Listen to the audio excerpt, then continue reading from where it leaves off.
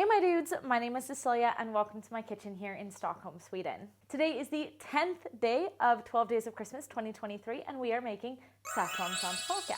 Now, there's been some discussion between my boyfriend and I whether it's saffranssandkaka or saffran-sandkaka, and I've decided to call it saffranssandkaka because in Swedish we say saffransbullar or saffranspannkakor. If you are Swedish and you have an opinion, please write to us in the comments and let us know because we can't decide which one is correct grammatically, and so I apologize if somehow I have chosen the wrong one. But anyways, this is a saffron-flavored sand cake. Now, Swedes love saffron. It is like the Christmas flavor. Saffron and gingerbread, like those are the Christmas flavors in this country. And this cake contains so much saffron. Sandkaka in general is not a Christmassy thing. It can be eaten all year round, but with saffron in it, it makes it incredibly Christmassy. You can totally skip the saffron in this recipe or add less. Again, I have added so much in here, you guys will see, and you can definitely dial it down if you're not as big a fan of saffron as I am. This cake also has a really crumbly, like sandy texture, hence the name. The texture comes from a significant amount of potato starch in the batter. Now, I know it's annoying to go out and have to buy a specialized ingredient, but it really is what makes this cake this cake. Besides the somewhat specialized ingredients, this cake is really easy to make. It's so festive and you guys are gonna love it. So let's go make it. The day before you want to make the cake, crack 3 eggs into a bowl. Whisk together, then add 1 gram of saffron and whisk again. This is a lot of saffron.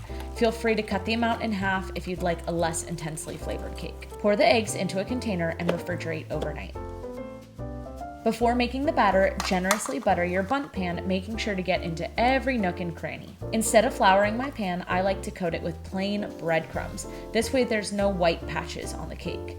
Make sure to use breadcrumbs that are unsalted and unflavored. Into a bowl, place 225 grams of softened butter and 225 grams of sugar. Mix together, then add 25 grams of oil and stir well.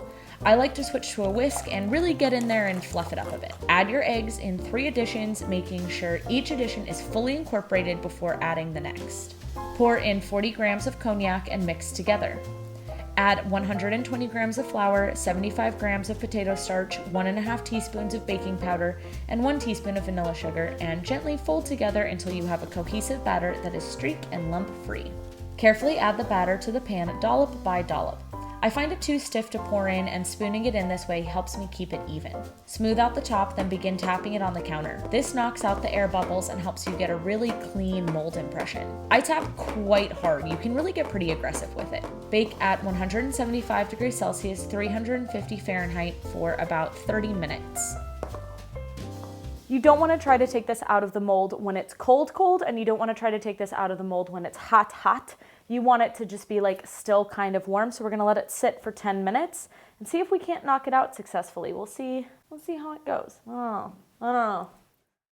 It's no longer going to hurt me hot, but it's still quite warm. This is always the most nerve-wracking part. I get so nervous every time.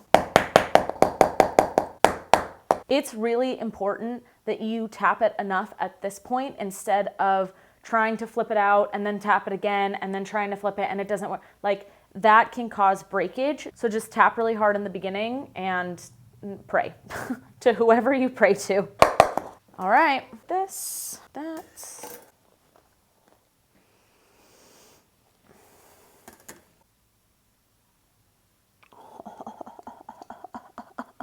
We did it!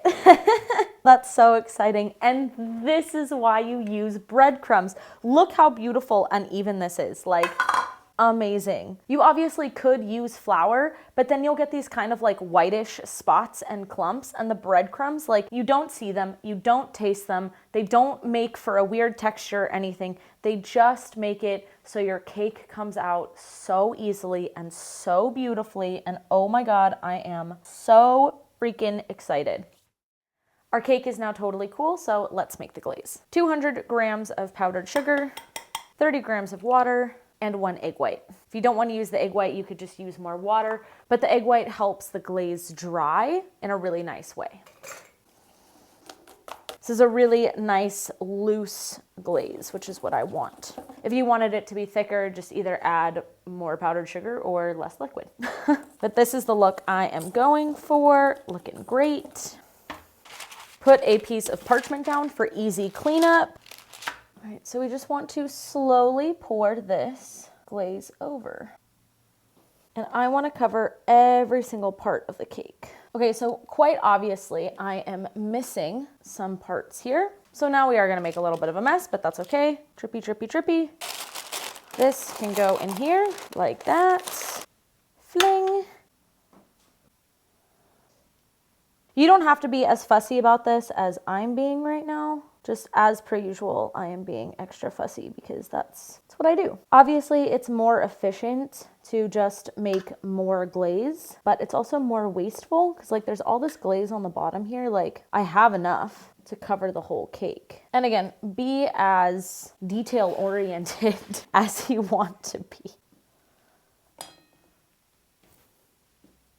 Decide on which plate you want to use. Just gonna go underneath, fingies, fingies, and move. Beautiful. Now this is 100% ready to eat right now. I could cut into it this second and it would be delicious, but there is something that happens when you let it sit overnight. It gets even softer, even sandier, even more just like, and that's also why we put this glaze on it. It kind of like locks it in a way. I don't know. That's just really great. So we're just gonna leave it. We're gonna let it completely like solidify and do its thing. And then we will be tasting this tomorrow.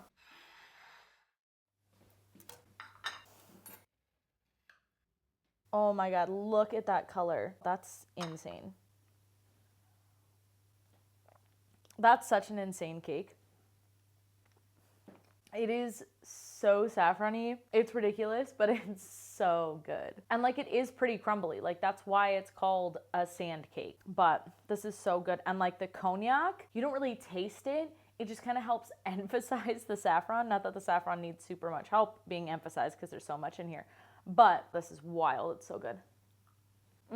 You could make this into like a full-on dessert by just having a little bit of whipped cream and maybe even like an orange marmalade or a cloudberry jam, like just something a little fruity and a little bit of whipped cream to kind of help like, I don't know, add some moisture, I guess, but add some like floof to it. That would be so good. But honestly, if I had a cup of tea or a cup of coffee, like this would be so perfect. Oh good. Thank you guys so much for watching. If you liked today's video, then please like, comment, and subscribe. I hope that you have a good day and that I'll see you around next time. Hej då! Get this recipe and 23 more Swedish Christmas classics in my latest ebook, 24 Days of Christmas, available for purchase on my website now.